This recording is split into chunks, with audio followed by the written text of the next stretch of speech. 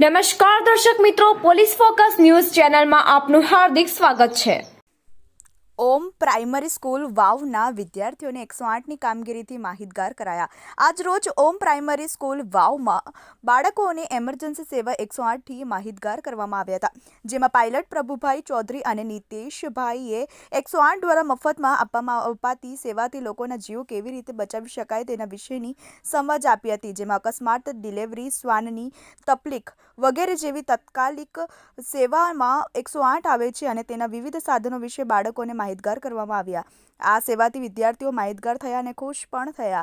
ત્યારબાદ ઓમ primary school વાવ શાળાના આચાર્ય શ્રી અંકિતભાઈ ત્રિવેદીએ એમરજન્સી સેવા 108 અને ગુજરાત સરકારનો આભાર વ્યક્ત કર્યો હતો।